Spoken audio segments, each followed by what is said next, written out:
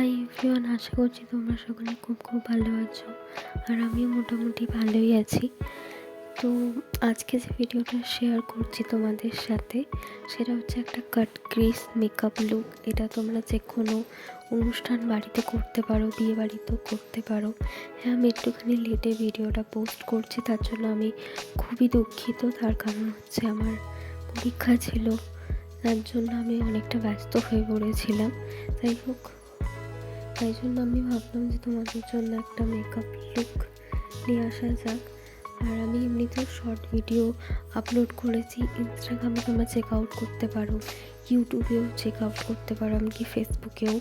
আমি সেখানে photo video upload করি, রিলের মাধ্যমে মেকআপ লুক থাকে এবং নানা রকমের রিল টাইপেরও বানাই।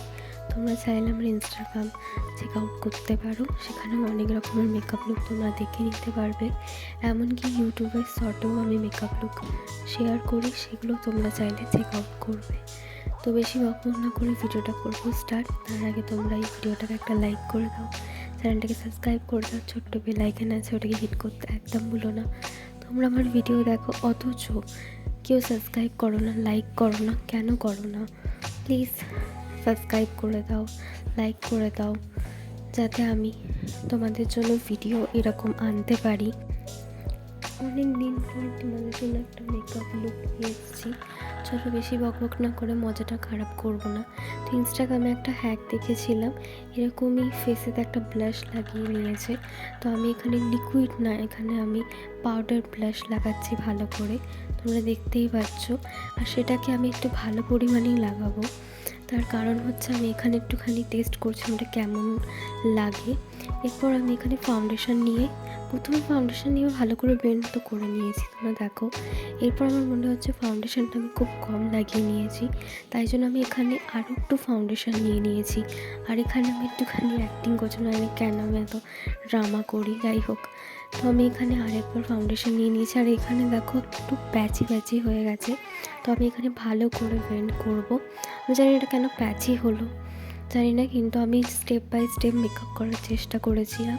যাই হোক, ভালো করে ব্লেন্ড করার পর আর দেখো প্যাচি হয়নি। আর একটু ফাউন্ডেশন নিয়ে আমি ভালো করে ব্লেন্ড করে নিয়েছি।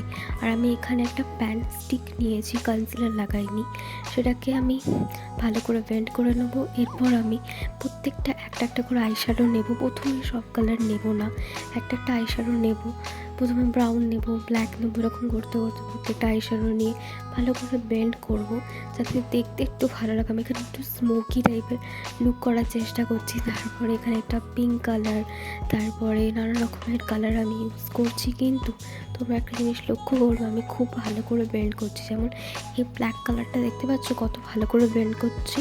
আর এখানে একটু শিমার টাইপের ব্ল্যাক আমি নিয়েছি, যার জন্য একটুখানি খুব গ্লো টাইপের লাগছে, ঠিক আছে। আর এখানে আমি একটুখানি পিঙ্ক নিচ্ছি, পার্পল টাইপের কালার নিচ্ছি, নিয়ে প্রত্যেকটা কালার কিন্তু ভালো করে ব্লেন্ড করছি।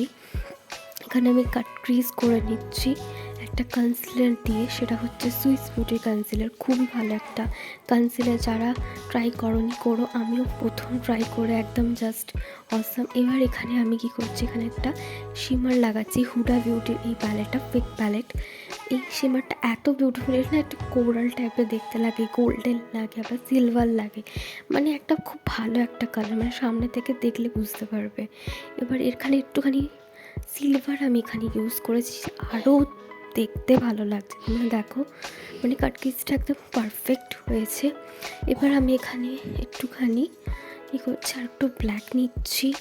আজ এই কালারগুলো একটু ফেড হয়ে গেছে না কনসিলার লাগানোর ফলে, তো আমি এখানে একটুখানি সে কালার অ্যাড করে দিচ্ছি।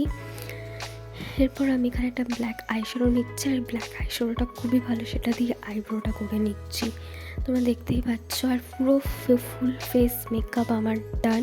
এখানে আমি লিপস্টিকও লাগিয়ে নিয়েছি, আর এটা হচ্ছে আমার ফাইনাল মেকআপ লুক। তুমি আমাকে কমেন্টে বলো তোমাদের এরকম মেকআপ লুক কেমন লাগছে, আর তোমরা আর কি মেকআপ লুক দেখতে চাও। দেখা হচ্ছে নেক্সট কোনো ভিডিওতে। Thanks for watching, bye bye.